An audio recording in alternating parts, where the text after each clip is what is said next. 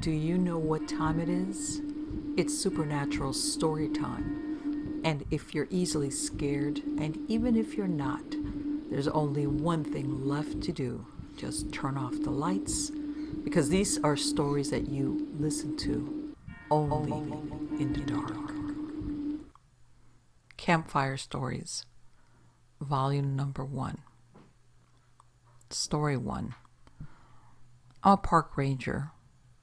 Another ranger and I were out on a search and rescue call.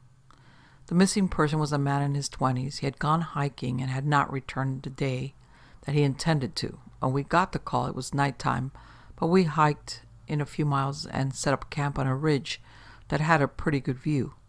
He had gone into the woods prepared, so we decided to wait until daylight before beginning the search. About 2 a.m., I got up and I went outside, and I see a light that's moving at the base of the cliffs across the valley and a few miles away. It looked like a flashlight beam. I told the other ranger, and we made a decision to keep waiting for daylight. The next morning, we decided to go and check out the area and bring this guy home. He got to approximately where I saw the light the night before and started calling the man's name. Soon we found his body at the base of the cliff. He had fallen 60 feet on his head. The body was badly mangled. We radioed back that it had now become a recovery instead of a rescue. At this point, the other ranger yelled to me to come look at this. Lying 20 feet away from the man's body was his mag light. It seemed odd, but I thought nothing of it until the other ranger reminded me of the light that we had seen the night before. It kind of gave me the creeps, but I still dismissed it.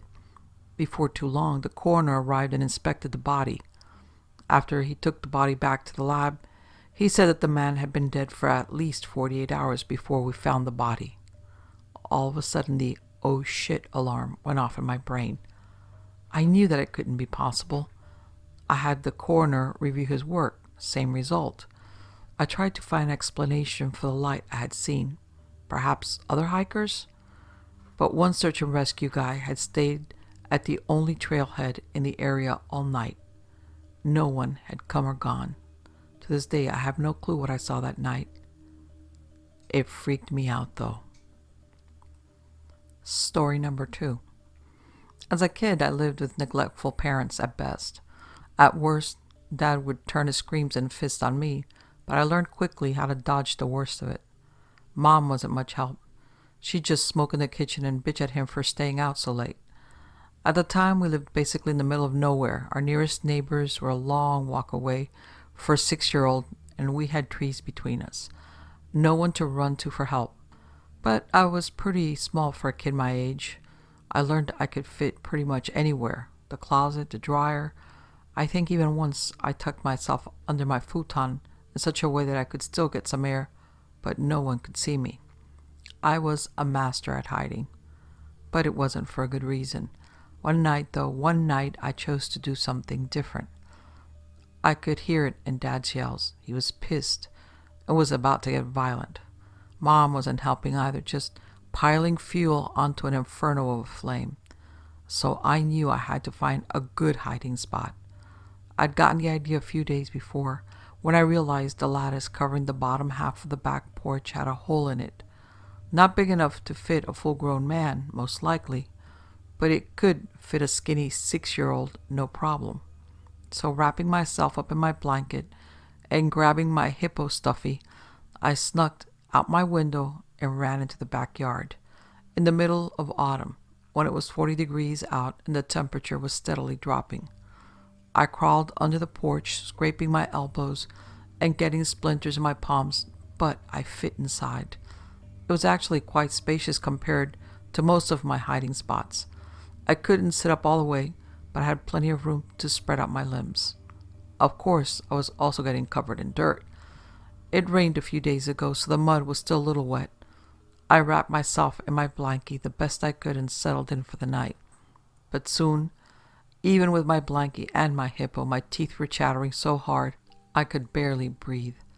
I didn't want to go back inside, though, knowing if my dad caught me, I'd be in for the whipping of my life. So I had to tough it out. "Honey, are you cold?" That voice was not the voice of my mother, scratchy from all the smoking and screeching she did. It was sweet like honey. I turned over to see the dim outline of a woman lie on her stomach next to me. She had a pretty butterfly necklace and was just as dirty as I was. I nodded, not wondering how she'd been down there without me noticing. The woman belly crawled forward and wrapped her arms around me, and suddenly I became warm, like I was sitting next to a campfire. I snuggled into her arms, not minding the mud. After all, we were both dirty. "You've gotten so big," the woman said, examining my face. "How old are you now, Alex?" 6? How did I know this woman again? I didn't think I did. 6, the woman gasped. "You're all grown up then. I'm so happy." She sighed pleasantly and stroked my hair. I'd never felt so cozy in my life. "What's your name?" I asked. She smiled. I could hear it in her voice.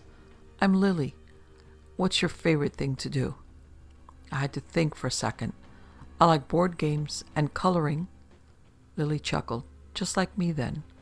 Could never get enough of Scrabble, but I guess you're still too young to play that, huh?" I nodded. "Lots of words. I want to play it, though. I like the tiles. Would you play with me?" I heard Lily sharply inhale. I don't think I can. Your daddy put me under here and I can't leave, but..." She thought for a second. "Alex, could you do me a favor?" Of course, this lady was oh so nice. Why wouldn't I do her a favor? "When you wake up in the morning, go to the police station. Ask for an officer by the name of Lowell Joyce. Tell him where to find Lily, okay? Under your back porch. He'll come and he'll get me, okay? And then maybe we can play Scrabble." Yippee! I was too excited about the possibility of playing Scrabble to notice how Lily's voice caught at the end. I nodded vigorously. "I'll do it. We can be on the same team, right?" Lily softly laughed. "I'll help you understand the rules. Good night, Alex."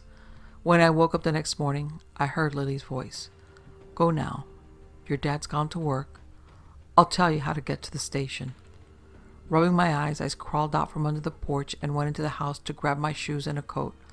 I shivered in the frosty cold, but I thought Lily was right behind me. After my shoes and coat were on, I started walking.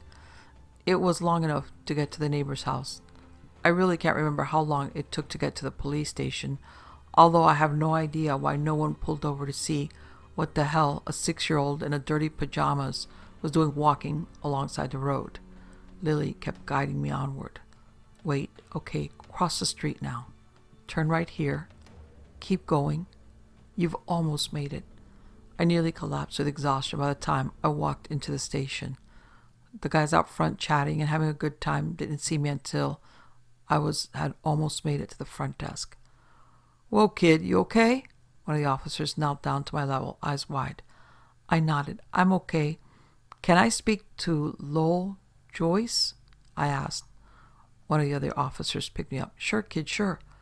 Let's just get you someplace warm. Holy shit, your lips are blue." I remembered quietly scolding the man about watching his language. Shit was a bad word. I was given some warm cocoa and wrapped up in a blanket by the time an old man with a gray mustache sat by me. "Hey, kid, I'm Sheriff Joyce. What's your name?" he asked. "Alex." I set down my cup and looked him straight in the eye. "I was told to tell you that Lily is under the back porch. You need to go let her out so we can play Scrabble." I had never seen a grown man turn pale before. Lots of things blurred together at this point. I remembered being taken back to my house, and there were a lot of police cars and people around. The back porch was surrounded by yellow tape, and someone was taking a black bag away while my dad was in handcuffs. After that, I lived with my grandparents, Sheriff Joyce and his wife. I tried to ask about what happened and who was Lily, but I always got shut down. I was too young to know. But life got better, a lot better. Grandpa was the best man I could have hoped for in my life. We went out on weekends to the movies, where he let me have the giant soda even though I'd have to pee in the middle of the movie. When I asked if I could drink when I was 13, he let me try a beer. I spat it out and didn't touch it again. He never judged me for my love of art, letting me paint my own bedroom multiple times over the years. I felt safe around him. He never laid a hand on me. My grandmother was amazing too. Over the week, she'd homeschool me along with teaching me things that you would learn in a school, such as how to respect others, but not take their crap. And cooking, lots of cooking. I could make my own birthday cake by the time I was 12, but I usually just made them for my friends. I got a lot of those after I was free from my dad. When I turned 16, Grandpa took me back to my dad's house. The whole thing had been bulldozed over, but I could still see the yellow tape wound round a few trees, faded and torn. We sat together on the back of his truck. He opened a beer and drank half of it before setting it down and grabbing me an orange soda. After I drank it, he told me, "Lily was your mother." Good thing he didn't tell me. As I was swallowing, I likely would have had it coming out of my nose. "My mom?" I questioned, confused. "Your actual mom. The woman who lived with your dad was not your mother." My granddad grabbed another beer. "Lily was my daughter. I loved her so much. But when you were around 6 months old, she vanished." My stomach dropped. "My dad just imprisoned her under the porch?" I asked, starting to feel sick. Grandpa took a deep breath before setting his unopened beer down. "That's something I've never been able to understand. Lily told you to find me. And that she loved Scrabble?" "Yeah. She kept me warm that night. I probably would have frozen to death if she hadn't been there." I was a stupid kid, even I knew that. Grandpa went dead quiet before he opened that beer and slammed the whole thing. "Alex, Lily had been dead the whole time she was gone. When we dug her up, she was bones. Experts confirmed it, and your dad confessed to what happened. They'd gotten into a fight, and he threw her down the stairs. She broke her neck." He clenched his fist. "I knew he had something to do with her disappearance, but I never had proof until you walked into my station, covered in dirt and telling me she was under the porch." I was floored. I couldn't breathe. All I could do was shake my head. "But I saw her. She was alive. She had this butterfly necklace." I trailed off when Grandpa pulled an evidence baggie from his pocket. There was that butterfly necklace, all right, rusty, and parts of the paint had chipped off, but I remembered it as clearly as I remembered Lily's voice. Grandpa took a shaky breath as he pressed the bag into my hands. "Lily loved you so much. It's why she stuck around, that bastard. You were her whole world. She was constantly taking pictures and sending them to us in the mail. Sometimes a mother's love can accomplish things that no human can do." My eyes overflowed with tears as I clutched the necklace to my chest. Choking on sobs, I leaned against Grandpa. He held me tight, and I swear I felt a few of his tears land on the top of my head. And for just a brief moment, I swear I felt that warm love I felt that night under the porch. Next story. My dad and I would occasionally go hunting together when I was a kid. I was 14 and my dad knew a guy who owned what seemed to be half of Georgia. I mean, the amount of property this guy owned was ridiculous. He let people hunt out there, and if he trusted you, he'd let you camp out there for a couple of nights, if you wanted. He'd always make sure we had a way to call for help, though, before we did it. I loved camping out there more than I did just going hunting for a few hours, then coming home. I liked the woodsman feel of living out in the woods. We woke up early one morning and hiked into the woods. It was still dark when we got to our stand. We didn't see or hear anything, not even birds. I remember my dad commenting on it and looking back, it should have been a sign. Frustrated, we packed up and looked for a spot to camp where we could set up again later that evening. My dad suggested we go deeper to better our chances of seeing something, so that's what we did. We hiked for a few hours, found a clearing, set up a small camp, and got settled. Passed the time freaking ourselves out by talking about Bigfoot and other woodland creatures. We hiked a ways away from camp, set up our blind, and waited. Again, nothing. We got back, and our tent had been pulled up and laid flat. Not in a neat way, but just kind of lying there. We thought it was just the wind or something, and we didn't put it up right, and it collapsed. We didn't think much of it. Since we didn't see or even hear anything all day, we decided to leave the following day and try again later that week. We settled in for the night and built a small fire and just relaxed. Again, not even the birds were making a sound. I remember thinking how odd it was to be this deep into the woods and only hear one or two birds the whole trip. Oh well, maybe we were making too much noise and scared everything off. We went to sleep soon after settling in. It was pitch black, the middle of the night, and I woke up for some reason, and I just tried to go back to sleep. But in that half-sleep, half-awake phase, I heard laughter. I kind of jolted awake, but didn't hear it anymore, so I figured it was a dream. I lay back down, and a few minutes later, I heard it again. It continued, and then got pretty loud. I woke up again, but this time my dad was up too. He whispered and asked, "Did you hear that?" And this is when my heart dropped. He heard the laughing too. It wasn't a dream. We heard it again, but it was faint. And now that I was actually awake, I was paying attention to it.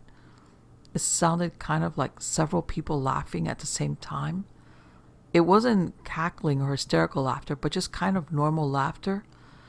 It didn't last maybe for 5 or 6 seconds. I had never felt that much fear before in my entire life. We didn't hear it anymore after that, but needless to say, we didn't get any sleep. We packed up as soon as the sun came up and GTFO'd. My dad was convinced someone had followed us and was playing a prank. That's why we didn't see anything. He said while we were in the stand and blind, they were scaring all the wildlife off with their unmasked scent and being on the ground. He said this, but he didn't go back out there for over a month. When he did finally go back, he mentioned it to the guy who owned the property.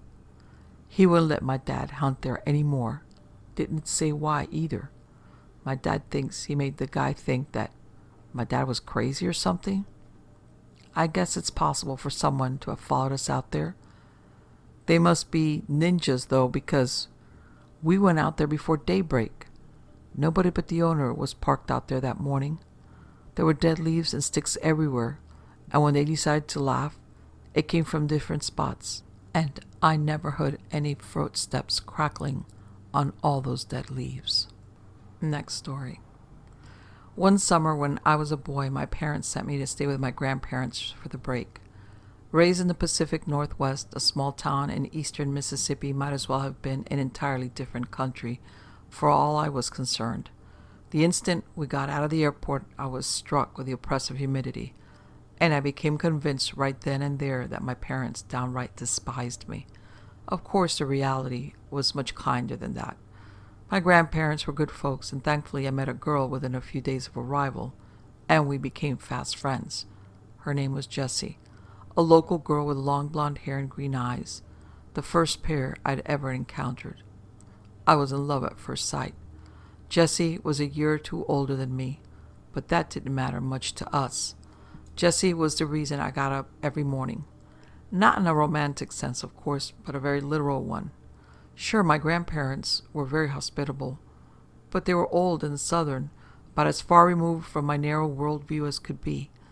They just had no idea how to entertain me, and I think Jessie was as much a relief to them as she was to me, taking me off their hands during the days and curtailing somewhat my boundless youthful energy. The place where my grandparents lived was about a mile out from a place called Ashbury Wood, and it was a mile I walked daily. I would always meet Jessie on the path heading my way. On rare occasions, she would already be at my grandparents' house when I was leaving, and I never saw where she lived. It didn't matter much to me, though, because the woods were our real home. Ashbury Wood wasn't particularly dense, but boy, did it seem to go on forever. Jessie showed me a few paths around the woods, unofficial trails to interesting sites like clearings, hollowed-out trees, or even just a place where a funny-looking bush was growing. We told each other stories of our hometown, imagining what life would be like if one of us lived where the other did. Whenever we fantasized about having her come live with me, she would get a strange tone in her voice, but I never thought much of it.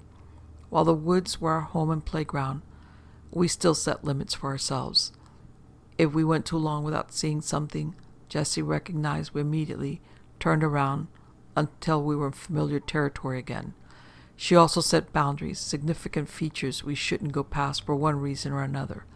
Decades later, and the only one I can remember, is the creek. The creek itself was nothing to be concerned about. It was just a shallow stream of water that may have come to my waist, with slope banks on either side that were sheer but not insurmountable. The first time I discovered it, I immediately headed down into the water, just about ready to cross to the other side when Jessie cried out from behind me, "Stop!" I whirled around on one foot as gracefully as a young boy can, and I looked up at her. She stood staring across the creek and out into the woods on the other side. Her hands were balled into fists and kept straight at her sides, and I remembered being worried that she might begin crying. I climbed back up the side of the creek, coming up beside her. "What's wrong?" I asked. "We need to turn around." Jessie's voice was barely above a whisper. She looked terrified and slowly peeled her gaze away from the trees and onto me. "We have to turn back."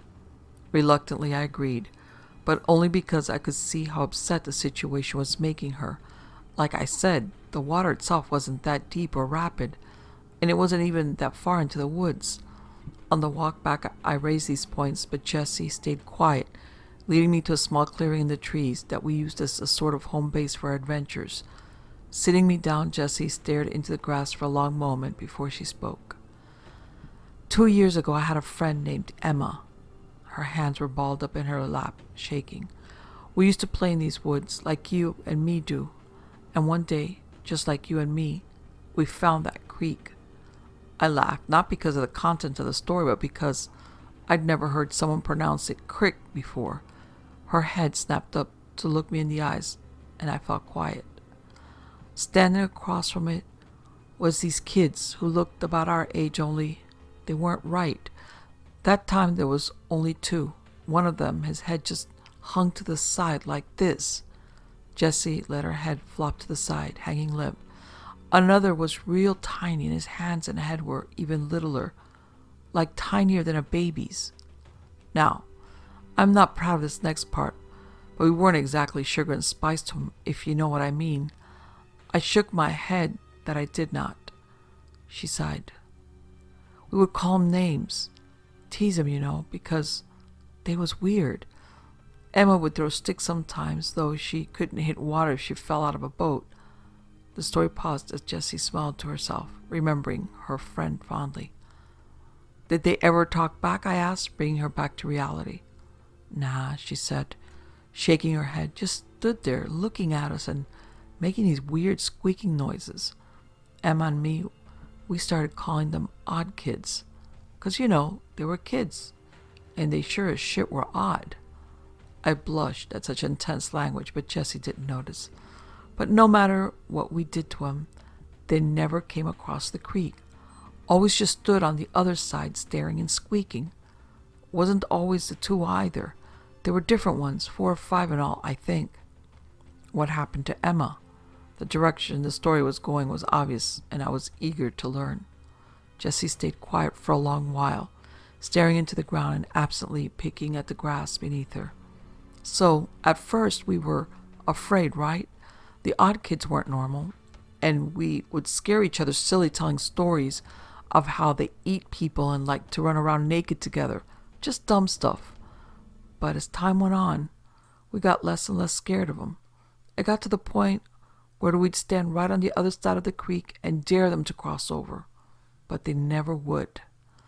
One day, we're sitting there talking to ourselves, ignoring the weird-headed one like he just another tree, and Emma said something about him being too chicken to cross.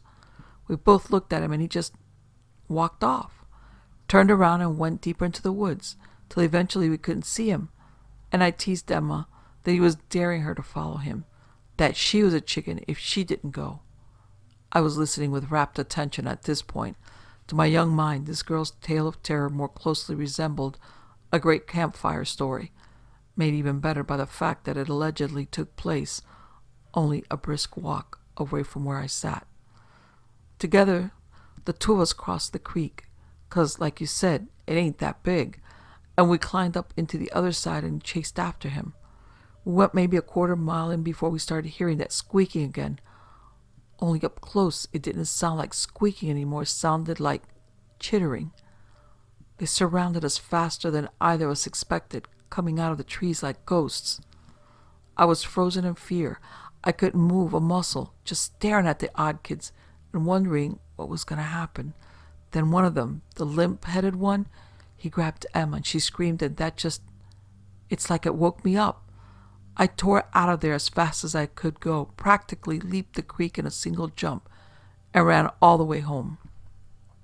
My lungs were on fire by the time I stopped, and I was crying all over the place, people trying to get me to tell them what happened, but her voice trailed off, and I could see tears welling in her eyes. "Did you?" I asked. She shook her head, blinking away the tears. "I felt guilty," she admitted. "I felt guilty for leaving her, and I just kept thinking that she'd come home, that she'd be right behind me, and we'd cry about it, and never ever go across that damn creek again." "But she didn't?" Jessie shook her head. "But she didn't," she repeated. "She didn't ever come back. Nobody ever went looking for her neither, 'cause she was an orphan. I didn't say nothing, and nobody even knew to look." Staring out into the woods in the direction of the creek, Jessie's voice cracked. "The odd kids got her. I don't know what they did with her. I'm sorry." I tried consoling her, unsure of what to say, but Jessie wasn't paying attention to me anymore. She stood up, brushed the dirt off her denim shorts, and started walking towards town. I got up and chased after her. "Wait!" I cried. "Where are you going?" "Home." "Home? But why?" The concept seemed alien to me. It was the middle of the day. Who would want to stay indoors? "I can't stay in these woods. Not today," she paused. "You should go home too. We'll meet up tomorrow morning." But nothing. She stopped and turned to face me. "Go home." Jessie started to turn around again before something else occurred to her. "And don't ever go across the creek. You hear me?" I nodded silently, and she reached out, grabbing my shoulders and giving me a firm shake. "Say it," she demanded. I promise, no going across the creek," I said timidly. She stared into my eyes as if searching my soul for a way to ensure my sincerity. Whether she found it or not, she eventually released me and headed off, leaving me standing alone in the woods with nothing on my hands but free time and my own thoughts. I looked back in the direction of the creek and the mysterious woods beyond. Were there really such a thing as the odd kids? I knew monsters didn't exist in Oregon, but here in Mississippi, I felt like anything could be true. Plus, Jessie had told a story with such conviction that it felt disloyal to be skeptical. I spent the rest of the day in the woods, wandering aimlessly. Part of me wanted to go back to the creek, but real or not, Jessie's story had scared the hell out of me. At one point, I just got close enough that I could make the creek out through the trees, and I peered as hard as I could at the bank on the other side. I wanted to make out a pair of eyes staring back at me or hear that chittering Jessie had talked about. Heck, at that point, I would have accepted a quick blur between the trees as concrete evidence. But despite my willingness to believe, nothing came forward to present itself. The opposite bank was devoid of life, and I didn't have the gall to investigate any closer. As the sky dimmed, I reluctantly began the long walk home. Unaccompanied for the first time all summer, I considered Jessie's story of the odd kids and almost started to get a little angry with her. Of course they didn't exist. She made them up just to mess with me, and threw in another girl, conveniently orphaned, to drive home the scare. I shook my head and laughed, thinking about how gullible I had been. Later at dinner, I ate with the ferocity of an animal. I didn't realize how hungry I'd become, alone in the woods all day thinking, and the chicken my grandmother cooked was the most delicious thing I'd ever eaten. It was only on my third drumstick that I stopped long enough to ask them a question. "Did you guys, Ever hear of anyone going missing in the woods? I asked, between bites, interrupting the regular mealtime silence. They looked at one another quizzically, as if searching their collective memory. No, I don't think so, my grandmother eventually said. Don't ring any bells, her husband agreed. Why do you ask? I shook my head, taking another bite to buy myself some time to think of an answer.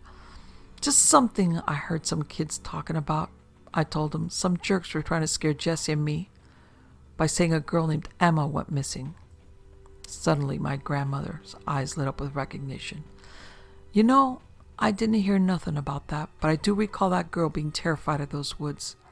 She nodded thoughtfully over a spoonful of corn. Yeah, it was a couple years back that the girl come tearing out of the woods like the devil himself is on her heels, screaming and crying.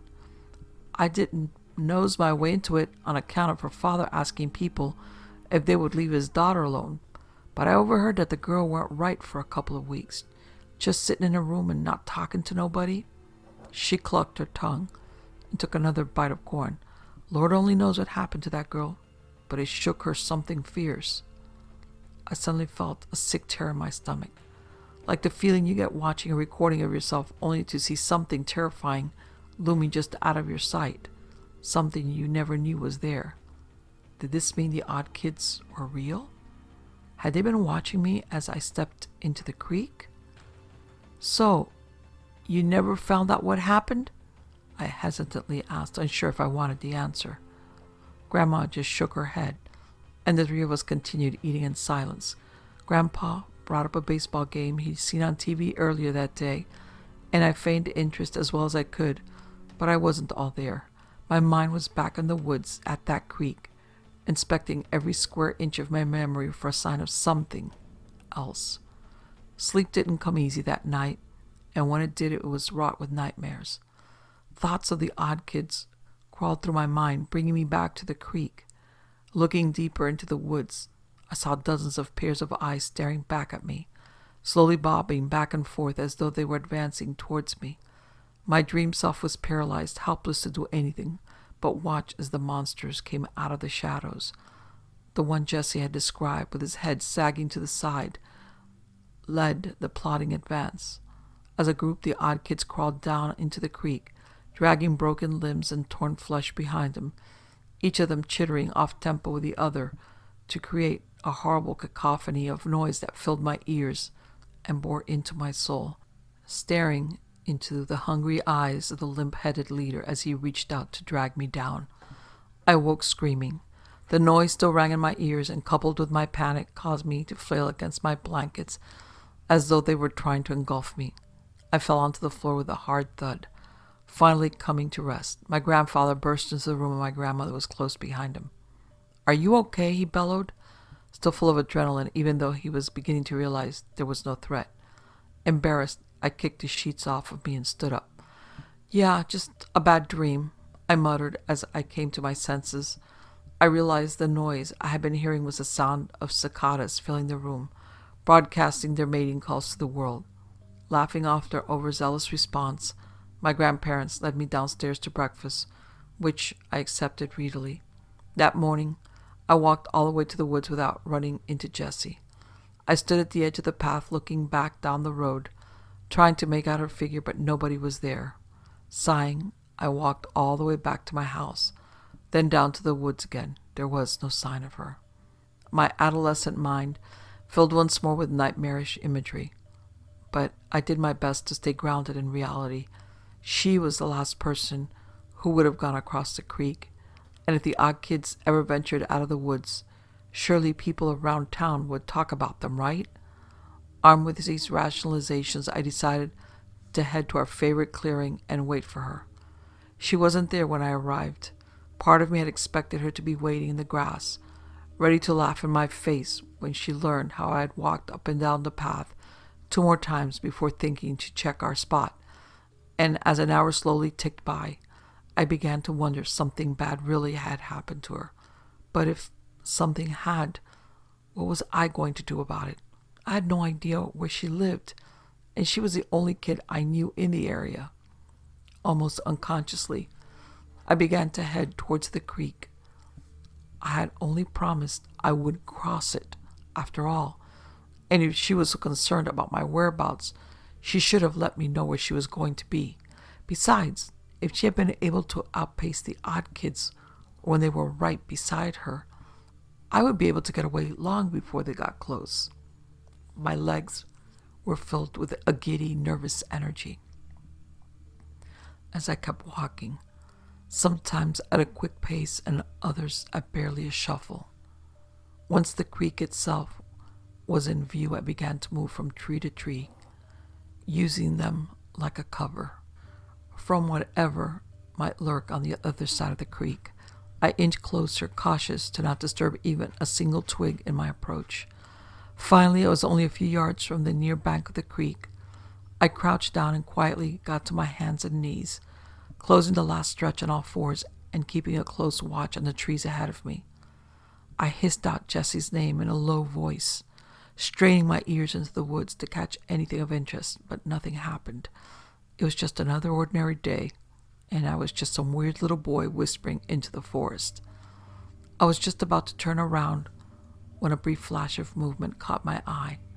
I hadn't noticed it before because I was scanning the ground, but turning my eyes up, I saw a silhouette of something I couldn't quite make out. It swayed gently in the breeze as though it was suspended from the branches. The leaves broke up the distant form, which must have been several dozens of feet away, and I immediately forgot my promise to Jesse. I had to know what that thing was. Just as I was about to swing my legs down the bank of the creek, a call startled me to my feet in an instant. "What are you doing?" Jessie was standing a ways behind me, clinging onto a tree as though she might fall without its support. Though her tone was one of anger, her face was ghost white. She beckoned me towards her, clearly unwilling to go closer to the creek than she was. I twisted my body around, raising an arm to point at the thing I had seen in the treetops, but I couldn't relocate it. I saw something," I said, scanning the leaves for the swaying form. "And with any luck, it didn't see you," she hissed, stamping her foot in the dirt. I shook my head, my boyish curiosity trumping her obvious fear. "Don't be such a scaredy cat," I said, crouching down to see if I could find the figure in the branches. Briefly, I wondered if it had moved, but that seemed impossible. Whatever it wasn't animate. "I'm going across." "No!" Jessie screamed, lunging towards me.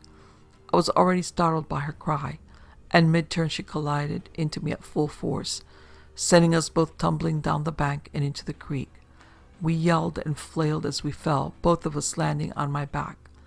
The muddy water babbled over us, and I scooted away, pulling myself onto the far bank of the creek. Jessie followed, more out of a desire to get out of the water than anything. "Nice going," I said sarcastically. The water was actually a little refreshing in the summertime heat, but we knew that before long we'd be drowning in humidity, our damp clothes suffocating what little comfort sweating brought. I crawled up onto the opposite side of the creek, once again raising my eyes to the branches to find what I'd seen. "Please, please, can we go?" Jessie was at my side, clutching my arm despite the fact that I was a good half a foot shorter than she was. "We really need to go, please." "Come on, just a little bit further." Wonder and excitement had overtaken all other emotions in my mind. Before, when the creek was just a memory, it was easy to picture a world of monsters lurking just across the way. Now that I was here in the light of day, I felt empowered. I could see that there weren't monsters, so obviously I was safe. I'm lucky to be alive. Tugging Jessie forward, I walked to the spot where I had seen the thing hanging from the trees, but now it was nowhere to be found. From where I was standing, I could still make out the creek, and I tried to imagine myself crouched low on the other side, looking up into the branches. The wind blew lazily through the leaves, shaking them this way and that, but nothing unnatural hung from the canopy. "I saw something right here," I said aloud, justifying my persistence to Jessie. I did feel bad for dragging her somewhere she obviously didn't want to be, and I thought if I had something to show for it, maybe she would have understood. Instead, here I was, staring up into the trees like an idiot, with a terrified girl clinging to my side. Her eyes darted back and forth across the tree line, as if waiting for something to suddenly appear and attack us. Unwilling to leave empty-handed, I coaxed us slowly forward. As we pressed on, the woods around us seemed to get quieter, as if we were entering some sort of dead zone in the forest, a place where even the birds and critters refused to go. Jessie's nails dug into my arm, but she stayed right by my side, no longer making any noise except a small whimper with every exhalation. After another 5 or 10 minutes of walking, we came across a rocky outcropping jutting out of the ground and a small hole leading down. Intrigued as I was by the promise of more adventure, something else caught our attention. A strange doll lay propped against the mouth of the cave, facing us. Its elongated forehead drooped slightly over its face, making the upper right side of its head concave. Its eyes were small and beady and black, shining in the midday sun, and tufts of hair had been placed into its scalp in a disorganized manner. It was garbed only in a small denim overalls, covering grungy cloth skin. Before I could even draw breath to comment on it, Jessie was fiercely tugging me away. "That's it! That's one of them!" She was practically screaming, raw terror coming through in her voice, but her reaction was scaring me more than the object itself. "That was an odd kid? An oversized doll?" "Calm down," I said, tugging back against her. "It can't be. Look at it. It's not breathing. It's just a doll." Wrenching my arm out of her grip, Jessie fell face first in the dirt, but was on her feet a second later. I heard her starting to run and turned to tell her that she didn't have to get any closer if she was scared, that I would go examine it alone. As I stared in her direction, however, my voice caught in my throat. Standing where Jessie and I had been not 20 seconds ago was another doll, only this one was different. It was cleaner and more well-made, as if whoever had made the one by the cave had learned from their mistakes.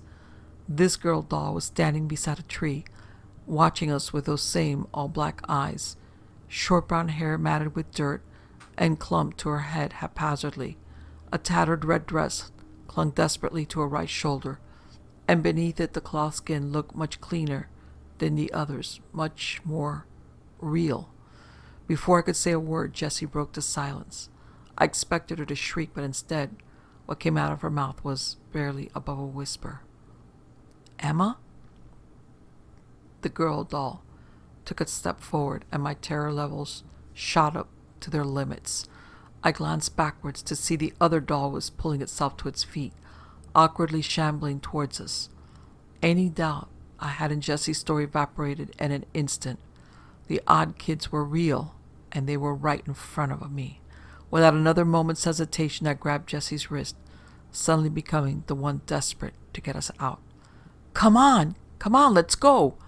I yelled at her, but she didn't even seem to hear me. She instead began to walk towards the girl doll, towards Emma, I guessed, though I couldn't see how that could ever have been Jessie's friend. I kept pulling at her arm, even as the thing behind her got closer. Jessie was focused exclusively on the other girl, blocking out the whole rest of the world. The doll reached out to Jessie, and she raised her own hand out as well. "Jess," I began to say, but I was interrupted by a heavy object falling directly into my best friend, sending her crumpling into the dirt. On top of her was a small human-like figure with a head and hands proportionally much smaller than they should have been. Finally, observing one close-up, I realized her skin wasn't just dirty cloth. It was rotten, mottled flesh. I scrambled backwards as the little creature gripped Jessie by the hair, tugging her head up painfully. Jessie screamed and clawed at the ground, trying to shove the thing off of her, but the creature she'd called Emma sagged to its knees, clamped a hand over her mouth, then turned its head to look at me. Energy surged to my legs and I shot upright. I was in full panic mode, operating on a primal instinct to flee, but just as I started to run, I collided into a solid force that knocked me back down to the ground. Another one of those things stood before me, his head flopping awkwardly to the side, just as Jessie had demonstrated. The one I had seen slumped by the cave came into my view, holding a large rock in its hand. Before I could roll out of the way, the weight came down on my head, sending a splitting pain through my skull. My vision went white and a deafening ringing filled my ears, but I stayed conscious throughout. I could faintly feel things tugging at me, pulling me across the ground as I struggled just to regain my senses. The blinding white slowly faded into an impenetrable black, and the ringing dulled to formless shuffling and the odd kid's strange chitters echoing off the walls of the cave. I did my best to stay limp as I was dragged across rough stone, tearing into my shirt and cutting my flesh. I'm certain I whimpered in pain, but the odd kids didn't react to it, hauling me further into their lair. Eventually the motion came to an end. I was propped against a rough stone wall, and even in the darkness I could tell that one of them was just in front of my face, quietly muttering to itself in those strange, arrhythmic noises. Its coarse fingers grabbed my hands and it began stretching a long, thin fabric around my wrists, binding them together. It wrapped for what felt like ages, until it finally seemed satisfied that my hands weren't going anywhere, then moved onto my ankles to do the same. Once that was done, the thing shuffled away, the noise of its movements getting gradually fainter before disappearing altogether. Meaning to breathe a sigh of relief, I instead let out a choked sob, finally letting myself express the terror I'd felt through the whole ordeal.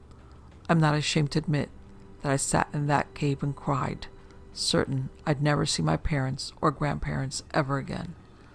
Only when I heard more movement coming my way did I make any effort to quiet myself. I did my best to control my breathing, sucking in breaths through shuddering gasps and letting them out slowly through my nose.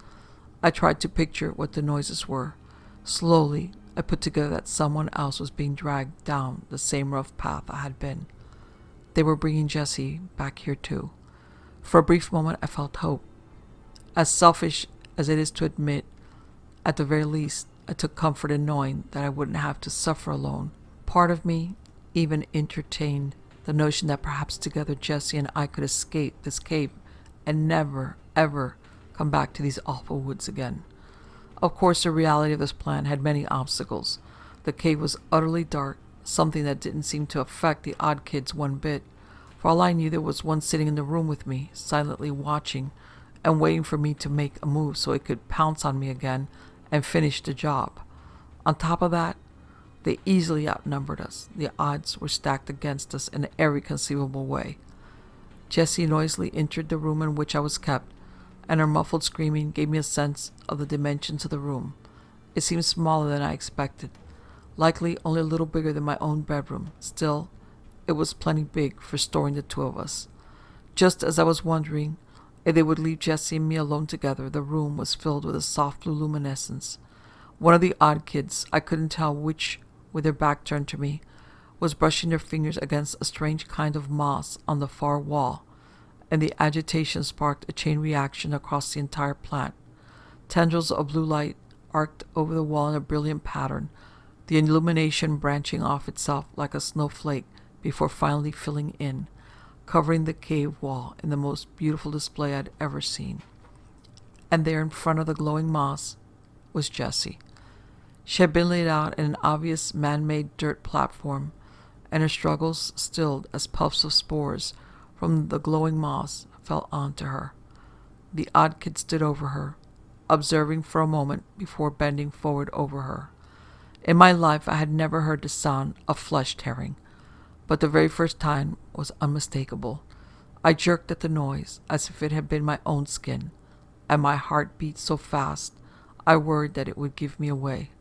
I screwed my eyes shut and just listened as the odd kid did God knows what to my helpless friend only a few feet from my face. Mustering up what courage I could, I began to work the bonds around my wrists against a jagged rock, working just slow enough not to make too much noise. The ripping noise soon gave way to gurgles and wet squishing, but I didn't allow myself to picture it. Instead, I thought about my grandparents, about seeing their warm smiles one more time. I thought about the airplane that would take me out of Mississippi, and I thought of every excuse I would ever use for the rest of my life to keep from getting on another plane back. I had to survive this. I had to. Sure enough, the ropes came free with enough effort. Once they were weak enough, I managed to pull them apart with brute strength, the fibers tearing away from each other with a soft sound. Something that was almost pleasing contrasted against the disturbing noises coming from across the room. I groped around in the near dark, my fingers moving from rock to rock until I found something loose enough and big enough that I felt comfortable with it.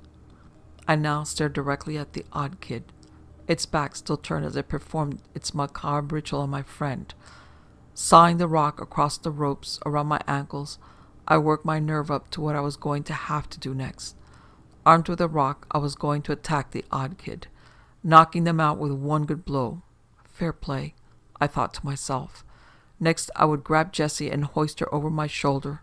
She was taller than me, sure, but I wasn't a weak kid. After that, we would sneak out of the cave somehow, then sprint back to my grandparents' house and be safe. The wraps across my ankles fell away, and I slowly stretched my legs out before getting them underneath me. The odd kid was still oblivious to me, and part of me hated that. Here I was about to bash in its skull with a rock, and it didn't even consider me enough of a threat to turn around and check on me. "Hey," I whispered. The rock clutched tight in my fist as I held it out to the side behind my back.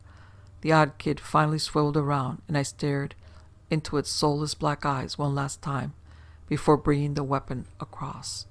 The sensation was nothing like I expected. Instead of a solid blow and a resonating crack, my hand squelched through its blotchy skin with little resistance. I stood there, stunned and staring into its remaining eye as its face hung loosely around my wrist. Soft scratches made their way across my hand, and I jerked it back, the force of my fist pulling out of its head, tearing another gouge through the skin that was not skin. Looking down at my hand, I saw the single most horrific thing I had ever seen in my life. Instead of brains, blood, and gore covering my hand, there were bugs. Centipedes, spiders, ants, and more, too numerous to count, swarmed over my skin. The bag of flesh before me slumped to its knees before keeling over, its occupants surging out of the hole in its neck. I lost it. I screamed at the top of my lungs and beat my arm against the wall of the cave, shuffling off the vermin and sheets. Through the chaos, I called out Jessie's name, forgetting at the time that I had already expected her to be unconscious at best. Her head tilted to the side, and she raised herself up onto her elbows, staring at me. My heart swelled, thinking for a moment that if nothing else, at least we would get out of this alive. When the azure glow of the moss reflected off Jessie's all-black eyes, I ran. Through the darkness I ran, heedless of the frantic chittering that echoed off the stone all around me. I ran into every single twist and turn in those tight tunnels, still struggling to scrape all the bugs off my arm. With every passing moment, I expected to feel the odd kid's hands wrap around my legs, drag me back to that room, and do to me what they'd done to Jessie. Turn me into one of them. Finally, I saw a thin shaft of light at the end of the darkness. I scrambled out of the cave and into the open woods, the full moon giving me plenty of illumination to find my way. Through the entire sprint, I tore at the flesh of my arm with my fingernails, scraping off the remains of the odd kid as they wiggled and crawled across me. The entire run is mostly a blur now. I didn't stop once, didn't even peek behind me, for fear of seeing those things one more time. When I burst into my grandparents' home, the two of them were both awake, sitting up in the living room, waiting for me. I must have told the tale with a single look, because their stern expressions melted upon seeing my eyes, and they stayed up with me the rest of the night. Sitting on the couch and wrapped in a blanket, I just stared out the window at the dusty road that led from the house, praying that I wouldn't see Jessie walking down it. The next day, after I'd slept and eaten, my grandparents tried to coax out of me what happened. I didn't know what to tell them. Eventually, I told them I'd just fallen asleep in the woods and had a nightmare, freaked myself out and ran home crying. They hugged me and laughed gently, and my grandpa said I should call ahead the next time I'm going to worry them half to death. I smiled and Jessie's face appeared in my mind's eye. I didn't let myself be alone for the rest of the vacation. This meant staying indoors for the most part, something I was more than fine with. When word got out that Jesse hadn't been home in a few days, and people started searching, my grandparents asked me if I knew anything about it. I wanted to tell them about the odd kids. I should have said something. I know that now. But like the scared child I was, I just said I didn't, and they left it at that. 3 weeks later, I got on a plane and went home. And for the first time since the cave, I felt like I could breathe again. I no longer had the threat of the odd kids looming over me, just waiting for a moment's lapse and readiness so they could pounce. I'd like to say that I don't know what happened to Jessie, that her fate remains a mystery, but that would be the coward's way out. Jessie died because of me, because of my hubris, my curiosity, and my stupid thirst for adventure. Jessie lost her life. This is something I think about every day, even some 30 years later, and it hurts just as much as the very first time I realized it. Thousands of miles and a couple of decades now lay between me and the worst summer of my life, but it isn't perspective that's prompted me to finally tell my tale. My daughter Maggie has been getting excited about collecting bugs, and as uneasy as it may make me, I'm not the kind to stop her. What really unsettles me about it is how her bugs act. Every time she brings me one of her little jars, the bugs inside watch me. I know how crazy this sounds. I know bugs don't see like you and I, but it's like they want me to know that they know I'm there. I went into my daughter's room a few days ago when she was out at school and picked up her ant farm to see what would happen. I expected them to freeze, to turn and look at me, but instead they went into a frenzy. Every last ant swarmed the side of the container, crawling over each other and climbing against the plastic that separated them from my right hand. The hand the bugs were on for minutes as I stumbled blindly through that cave, frantically clawing them off. I watched, horrified, as the ants literally tore each other apart to be the one closest to my hand. What did the odd kids do to me?